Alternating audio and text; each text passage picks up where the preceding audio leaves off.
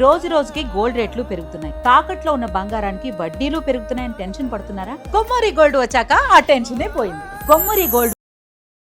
నమస్తే, this is Sourya. Bakrid. So ఈ Muslim festivals వస్తున్నాయి అని అంటే మనందరికీ తెలుసు. ఆబ్వియస్లీ గోవధ జరుగుతుంది, గోమాంసం అలాగే ఇవన్నీ కూడా తింటూ ఉంటారు, లేదా ఫెస్టివల్స్ లో వాళ్ళు వాడుతూ ఉంటారు.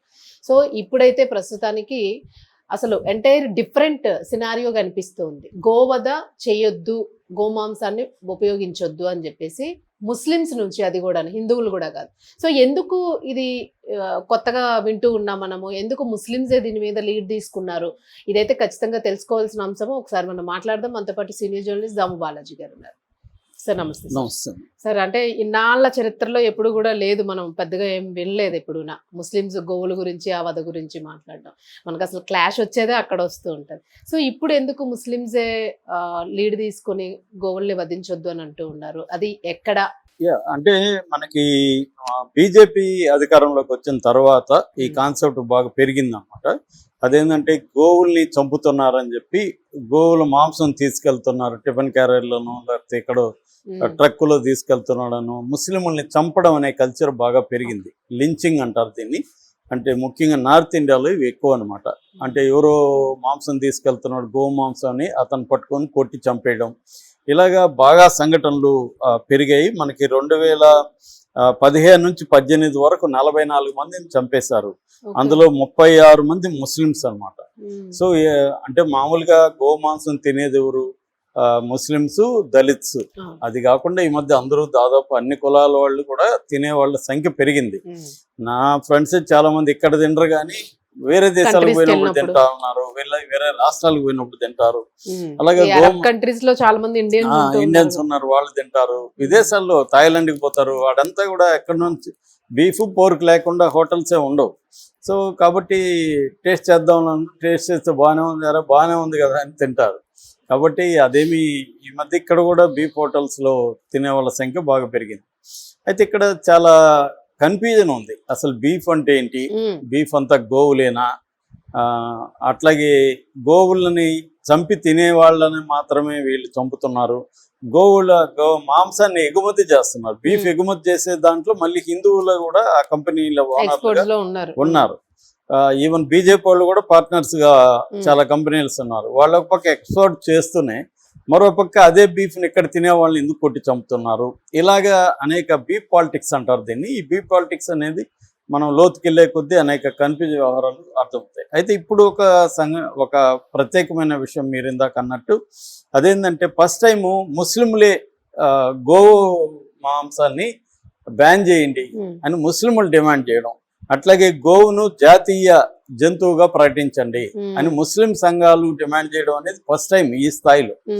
సో ఇది ఎక్కడి నుంచి స్టార్ట్ అయిందంటే వెస్ట్ బెంగాల్లో స్టార్ట్ అయింది. యాక్చువల్గా మన దేశంలో 28 రాష్ట్రాల్లో 20 రాష్ట్రాలు గో వధని బ్యాన్ చేశాయి.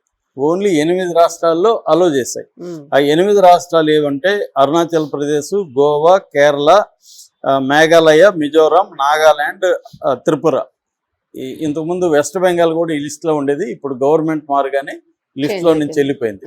నేను లాంగ్ బ్యాక్ 93లోనే కలకట్టాకి ఒకసారి వెళ్ళినప్పుడు ఎక్కడ చూసినా నో బీఫ్ అని బోర్డులు పెట్టారు. అప్పుడు అది చూసిన మేమేమనుకున్నా అంటే ఇక్కడ ఏదో విపరీతంగా బీఫ్ ఉండేటుంది, నో బీఫ్ ప్రత్యేకంగా పెట్టరు కదా అని చూస్తే ఎక్కడ చూసినా బీఫ్, ఫిష్ కర్రీ, ఈ 2 ఐటమ్స్ నాన్ వెజ్ హోటల్లో విపరీతంగా ఉన్నాయన్నమాట.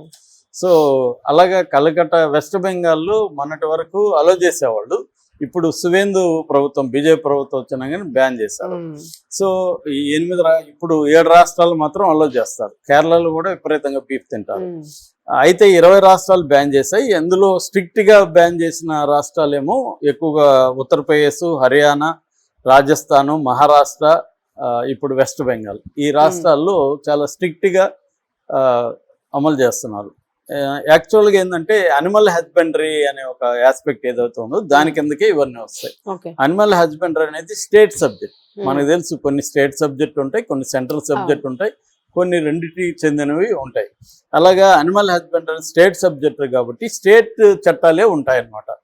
అలాగా వెస్ట్ బెంగాల్లో 1950s లో ఉండే ఒక చట్టం ఉంది, అనిమల్ స్లాటర్ కంట్రోల్ యాక్ట్ అని. అది ఇప్పటి వరకు స్ట్రిక్ట్ గా అమలు చేయలే. ఇప్పుడు ఇతను వచ్చినాక, సువేంద్ వచ్చినాక మే 13వ తేదీ ఒక నోటిఫికేషన్ జారీ చేశారు. అంటే ఈ చట్టాన్ని మేము స్ట్రిక్ట్ గా అమలు చేస్తున్నాము. ఎవరైనా గోవుల్ని చంపినా తిన్నా వాళ్ళకి 10 ఏళ్ళు జైలు శిక్ష, ఒక్కొక్కసారి లైఫ్ కూడా పడచ్చు. ఆ స్థాయిలో ఇది స్ట్రిక్ట్ గా అమలు చేస్తున్నామని అనౌన్స్ చేశారు. అనౌన్స్ చేసి అయితే ఒక కండిషన్ పెట్టారు. అదేంటంటే ఓల్డ్ ఆవుల్ని చంపచ్చు. ఓల్డ్ అంటే 14 ఏళ్ళు దాటిపోయిన ఆవులు అయితే వాటిని చంపచ్చు, లేదా సిక్గా ఉన్న ఆవుల్ని చంపచ్చు. కానీ అది సిక్గా ఉందా, ఓల్డా, 14 ఏళ్ళ అనేది ఎవరు చెప్పాలి అంటే వెటర్నరీ డాక్టర్ సర్టిఫికేట్ చేయాలి, ప్లస్ లోకల్ ఎంఆర్ఓ కానీ అక్కడ ఉన్న లోకల్ అథారిటీస్ కూడా సర్టిఫికేట్ చేయాలి. ఆ సర్టిఫికేట్ ఉండాలి. తర్వాత దాన్ని వీధుల్లో కొయ్యడానికి లేదు. ఫలాని స్లాటర్ హౌస్ అంటే ఆల్రెడీ రికగ్నైజ్డ్ స్లాటర్ హౌస్ ఉంటాయి కదా, అక్కడే కొయ్యాలి. ఈ కండిషన్లు వెసులుబాటు ఇచ్చింది. దీని తర్వాత ఏమైందంటే కలకత్తాలో ఉండే మౌలానా సయ్యద్ అర్షద్ మదాని ఆయన ఫస్ట్ ప్రకటించింది ఏంటంటే అసలు గోవుల్ని తినద్దండి, ముస్లింలకు పిలిపించాడు. గోవుల్ని మనం తినడం ఆపేద్దాం, అట్లాగే డిమాండ్ చేద్దాం, గోవుని జాతీయ జంతువు చేయాలి. ఇప్పుడు మన జాతీయ జంతువు ఏది? బెంగాలీ టైగర్ 1973లో ప్రకటించారు. ఇప్పుడు బీజేపీకి ముస్లిం సంఘాలందరూ కూడా ఎప్పుడైతే మదాని అనౌన్స్ చేశాడో దాని తర్వాత కలకత్తాలో ఉండే నకోడా మసీదుకు సంబంధించిన ఇమాం మౌలానా మహమ్మద్ కూడా సేమ్ ఇదే డిమాండ్లతో ముందుకు వచ్చారు. వీళ్ళేం పేరు పెట్టారంటే హిందూ ముస్లిం హార్మోనీ మూవ్మెంట్ అని పెట్టారు. దీనికి అంటే ఇద్దరి మధ్య ఒక సమైక్య ఉద్యమంగా మొదలు పెట్టారు. దీనికి హిందూ సంఘాల్లో కూడా మద్దతు వచ్చింది. ముఖ్యంగా జ్యోతిర్మఠకి సంబంధించిన శంకరాచార్య, ఆయన స్వామి అవిముక్తేశ్వరానంద సరస్వతి, ఆయన ఎప్పటి నుంచో ఈ ఉద్యమాలు చేసి యాత్రలు కూడా చేస్తున్నాడు. ఆయన ఏది గోవుని జాతీయ జంతువు చేయాలని ఆయన కూడా ఇప్పుడు వీళ్ళతో వచ్చాడు. అసలు ఆయన అయితే ఎక్స్పోర్ట్లు కూడా ఆపాలంటున్నాడు. సో ఆయన ఉద్యమం అది అనమాట. ఇలాగే ఏమైందంటే ఎప్పుడైతే కలకట్టాలో ఈ ఉద్యమం స్టార్ట్ అయింది, అది మెల్లమెల్లగా అన్ని రాష్ట్రాలకి ప్రాకింది. ఇప్పుడు మొత్తం ముస్లింలందరూ కూడా, ముస్లిం సంఘాలు ఇక్కడ కూడా మనం ఫేస్బుక్, ట్విట్టర్ వీటిలో చూస్తే ముస్లిం మేధావులు కానీ సంఘ నాయకులు కానీ అందరూ కూడా ముస్లింలకు పిలిపిస్తున్నారు. మీరు గోవుల్ని తినద్దండి, మేకలను అవి తినండి, తినలేకపోతే కొద్దిగా తినండి, అంతేగాని మీరు గోవుల్ని అయితే కోయకండి, తినకండి. అట్లాగే అందరూ కూడా ఉద్యమాలు చేద్దాం. మనం గోవుని జాతీయ జంతువు చేసేస్తే ఇంకా ఎవరు కూడా తినడానికి లేదు, మన జాతీయ జంతువుని చంపడానికి లేదు, తినడానికి లేదు, కాబట్టి అది చేద్దాం అనేది వీళ్ళ ఉద్యమం. ఇప్పుడు ఇదేమైందంటే ముస్లింలు చేస్తున్న ఈ ఉద్యమం బాయ్కాట్ కౌ మీట్ లేకపోతే నేషనల్ యానిమల్ చేయాలనే ఉద్యమం హిందువుల రైతులకి నష్టాలు కలగజేయడం మొదలైంది. బెంగాల్లో ఏం చేశారంటే చాలా మంది బెంగాల్లో ఇప్పుడు మనకి గోవుల్ని తీసుకొచ్చే మార్కెట్ ఉంటుంది, ఆవుల సంత. అంటే గోవులు లైవ్ గా, నాకైతే మా జిల్లాలో పొంగనూరు వెరీ పాపులర్ ఆవుల సంత. అక్కడికి కొన్ని వేల ఆవుల్ని తీసుకొస్తే దాన్ని కొనుక్కుంటారు వీళ్ళు. సో ఆ ఆవుల్ని తెచ్చే వాళ్ళందరూ హిందూ రైతులే. వాళ్ళు ఏం చేస్తారు, డబ్బులు పెట్టి ఈ సంత కోసమే వాళ్ళు కొద్ది రోజుల ముందు, 6 నెలల ముందో 1 year ముందో పశువులను కొని మేపి వాటిని ఇక్కడికి తీసుకొచ్చితే అమ్మితే డబ్బులు వస్తాయి. అలాగే ఇప్పుడు రైతుల బెంగాల్లో ఏం చేశారంటే 20 లక్షలు 30 లక్షలు ఖర్చు పెట్టి కొన్ని గోవులను కొని వాటిని మేసి వాటిని నీట్గా ఇక్కడికి తీసుకొస్తున్నారు. తీసుకొస్తే కొనేవాడు ఉండేది, కొనేవాళ్ళు లేకపోతే వాళ్ళ పెట్టుబడి అంతా ఏమైంది. అందుకని బెంగాల్లో ఇప్పుడు హిందువులే ఉద్యమాలు చేస్తున్నారు, ఏది గోవుల్ని కొనమని, గోవుల్ని తినమని. అనేది ఎలా రివర్స్ అయిపోయింది అన్నమాట. ఇది ఇప్పుడు దేశం అంతా కూడా హిందూ రైతుల మీద దీని ప్రభావం పడింది. ఎందుకంటే బీజేపీకి ఏంటంటే నిజంగా బీజేపీకి నేను చాలాసార్లు చెప్తుంటాను, హిందువుల మీద ప్రేమగానే ఏమి లేదు, అధికారం మీద ప్రేమ ఉంది. అధికారం కోసం వాళ్ళని హిందూ మతాన్ని వాడుకుంటారు, దేనైనా వాడుకుంటారు. సో గోవు కూడా వాళ్ళకి అట్లాంటి అంశమే. నిజంగా వాళ్ళు అనుకుంటుంటే ఎప్పుడో గోవుని జాతీయ జంతువు చేసి ఉండేవాళ్ళు, దేశం అంతా కూడా తినకుండా చేసేవాళ్ళు. కానీ వాళ్ళు ఎందుకు చేయలేదు? చేస్తే సమస్య సాల్వ్ అయిపోతే వాళ్ళకి వేరే సమస్యలు ఉండాలి కదా, గొడవలు క్రియేట్ అవ్వాలి కదా, ముస్లింలకి శత్రువులుగా మనం చిత్రీకరించాలి కదా. ఇవన్నీ చేస్తూ ఉంటే అసలు సమస్య మీద జనాల్ని డైవర్ట్ అవుతారు. ఇప్పుడు ఆర్థిక వ్యవస్థ దారుణంగా ఉంది, అన్ఎంప్లాయ్మెంట్ దారుణంగా ఉంది, కాక్రోచ్ ఉద్యమం జరుగుతుంది. ఇవన్నీ పక్కదారి పట్టాలంటే ఒక నాన్ ఇష్యూ అంటారు, లేని సమస్య, అవును. లేని సమస్యను క్రియేట్ చేసి దాంట్లో ఎంగేజ్ అయ్యేట్టుగా చేసేస్తే వాళ్ళ మీదకి రారు. అవును. రెండోది ఓట్లు, హిందువుల ఓట్లంతా పోలరైజ్ అవుతాయి. ఉమ్, ఇది వాళ్ళ పొలిటికల్ వ్యూహం. ఉమ్, ఆ వ్యూహానికి అనుగుణంగా సమస్య సాల్వ్ కావు. అవును.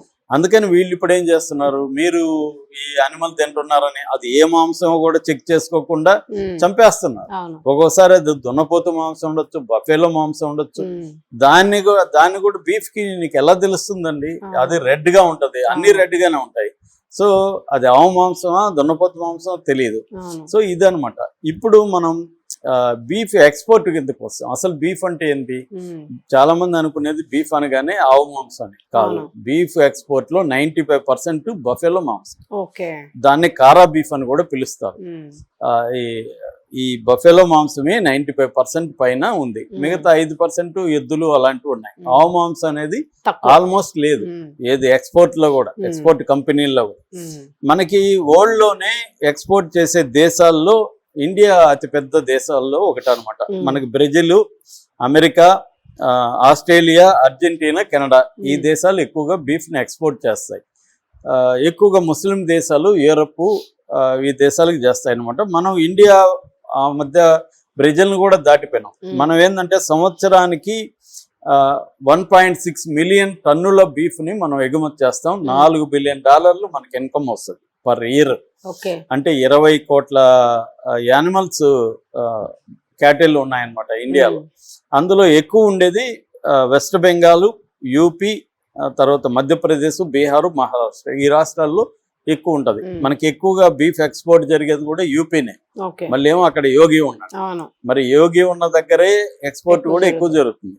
ఇక ఎక్స్పోర్ట్ కంపెనీల లిస్టు చూస్తే ఫస్ట్ వచ్చి టాప్ వచ్చి అల్లానా గ్రూప్ అండి. అల్లానా గ్రూప్ అనేది 1865లో అంటే 19th సెంచరీలో స్టార్ట్ అయిన ఫుడ్ ప్రాసెసింగ్ కంపెనీ. దీన్ని అబ్దుల్లా అల్లానా అనే వ్యక్తి స్టార్ట్ చేశాడు. ఇప్పుడు దానికి సిఇఓగా ఎవరున్నారు తెలుసా? మళ్ళీ ఒక హిందూ ఉన్నాడు అన్నమాట, మనీష్ మోరే. ఆయన సిఇఓ, హిందూ సిఇఓ బీఫ్ కంపెనీకి. ఇది 48.46% ఎక్స్పోర్ట్ చేస్తుంది. అంటే దాదాపు సగం బీఫ్ ఎక్స్పోర్ట్ ఈ ఒక్క కంపెనీ చేస్తుంది. వీళ్ళ హెడ్ క్వార్టర్ ముంబైలో ఉంటుంది, వీళ్ళది యూపీలో కూడా ఫ్యాక్టరీ ఉందని చెప్తున్నారు. అలాగే అల్ కబేరా అనేది మన హైదరాబాద్లోనే ఉంటుంది. అల్ కబేరా ఎక్స్పోర్ట్. అట్లాగే నెక్స్ట్ హైయెస్ట్ చేసేది పెయిర్ ఎక్స్పోర్ట్ ప్రైవేట్ లిమిటెడ్. ఇది 26.29% ఎక్స్పోర్ట్ చేస్తుంది. అంటే ఈ అల్లానా, ఫెయిర్ ఎక్స్పోర్ట్ ఈ రెండు కంపెనీలే దాదాపు అదొక 50, ఇదొక 20 వేసుకున్న ఒక 70-72% ఈ రెండు కంపెనీలే ఎక్స్పోర్ట్ చేస్తాయి. ఇందులో పార్ట్నర్స్ గా హిందువులు కూడా ఉన్నారని చెప్తున్నారు. నా దగ్గర అయితే ఆ డీటెయిల్స్ లేవు. ఎందుకంటే వీళ్ళు ముస్లిం పేర్లు పెట్టుకుంటారు చాలా కంపెనీలకి. ఎందుకంటే మిడిల్ ఈస్ట్, ఇప్పుడు దుబాయ్ ఇలాంటి దేశాలకంతా మనం మీట్ సప్లై చేస్తాం కాబట్టి ముస్లిం పేర్లు ఉంటాయి. రెండోది హలాల్ ఇవన్నీ చేయాలి. దీనికి ఒక బాడీ కూడా ఉంటుంది, అపెడా అంటారు. అపెడా అంటే agriculture and processed food products export authority. ఈ కంపెనీ సర్టిఫై చేస్తేనే ఎక్స్పోర్ట్ చేయాలి. ఈ కంపెనీ సర్టిఫైడ్ చేయాలి, హలాల్ సర్టిఫికేట్ ఉండాలి. ఇవన్నీ ఉంటేనే ఎక్స్పోర్ట్ ఆ దేశాలు కొనుక్కుంటాయి. హలాల్ లేకుండా ఆ దేశాలు కొనవు అనమాట. సో దీంట్లో 95% బఫెలోనే. ఇప్పుడు మన హైదరాబాద్లో దొరికే బీఫ్ అంతా కూడా చాలా మందికి తెలియంది ఏంటంటే బఫెలో బీఫ్. ఇక్కడ కూడా కౌ బ్యాన్ ఉంది. ఎందుకంటే ఆంధ్రప్రదేశ్ లో మనకి 1977 చట్టం ఉందన్నమాట. Andhra Pradesh prohibition of cow slaughter and animal preservation act అని ఉంది. దాన్నే తెలంగాణలో కూడా 2014 నుంచి దాన్నే అమలు చేస్తున్నారు. అందుకని ఇక్కడ కూడా కౌ మీట్ దొరకదు మనకి బఫెలో మీట్, దున్నపోతు ఇవే బర్రెలు, ఈ మాంసమే మనకు దొరుకుతుంది. హోటల్లో మనం తినే అంటే బీఫ్ తినేవాళ్ళు అవన్నీ కూడా ఇవే తింటున్నారు. సో అందుకని ఇప్పుడు ఈ ఉద్యమం ఏంటంటే పెద్ద ఎత్తున వచ్చింది. కౌ బ్యాన్ అనేది ముస్లింలు చేయడం అనేది ఆశ్చర్యకరం. దీన్ని బీజేపీ ఇరుకున పడింది. ఇప్పుడు బీజేపీకి ఏం చేయాలో తెలియట్లేదు. ఇప్పుడు నిజంగా బీజేపీకి సిన్సియర్ గా ఆవుల పట్ల ఉంటే వాళ్ళు ఏం చేయాలి? ఈ జాతీయ జంతువుగా ప్రకటించి నేషనల్ లెవెల్లోనే దీన్ని బ్యాన్ చేయాలి. అన్ని రాష్ట్రాల్లో కూడా ఆవు అనేది బ్యాన్ చేయాలి. అట్ ద క్లారిటీగా ఉంటది. అప్పుడు చంపాల్సిన అవసరం ఎవరికి అవును, లేదు. ఉండదు. ఎందుకంటే ఆవుని ఎవరు చంపరు కాబట్టి. ఇంకున్నది బఫేలో అంటే వీళ్ళకి ఎవరికి గౌరవం ప్రేమ ఏమి లేదు కాబట్టి ఆవు మీద కాబట్టి బఫేలోని చంపితే ఎవరికేమి ఇబ్బంది. ఇప్పుడు మేకని చంపితే ఎవరికి కోపం అవును. వస్తుంది, ఎవరికి రాదు కదా. ఎవరికి అలాగే రాదు. బఫేలోని చంపితే కూడా రాదు. ఆవు అనేది ఏంటంటే పవిత్రంగా హిందువులు పూజిస్తారు కాబట్టి ఆవుని చంపడం అనేది తప్పు అనేది ఉంది. ఇప్పుడు ముస్లింలు కూడా దానికే వచ్చారు. మేమేమి కంపల్సరీ తినాల్సిన అవసరం లేదు, మా మతం ఏమి తినమని చెప్పదు. తింటే తప్పు లేదని చెప్తుంది కానీ తినమని కవ్వుని తినమని ఏమి చెప్పదు. కవ్వు బదులు మేము ఇంకోటి తింటాం. ఇప్పుడు ఏంటంటే డబ్బున్న ముస్లిం చాలా మంది ఏమి రెగ్యులర్ కవ్వులు ఏమి తినట్లేదు. అవును. వాళ్ళకు కూడా మాంసం కొనుక్కునే స్థాయి, కోళ్ళు కొనుక్కునే స్థాయి, కోడి మాంసం అవును. ఉన్నప్పుడు దానికే ఎందుకు వెళ్తారు? అవును. సో అందువల్ల ఇప్పుడు ఏంటంటే ప్రాబ్లం హిందూ రైతులకు ఒక ప్రాబ్లం వచ్చింది. ఈ గోవులను పెంచే వాళ్ళకి వాళ్ళు ఏం చేయాలి?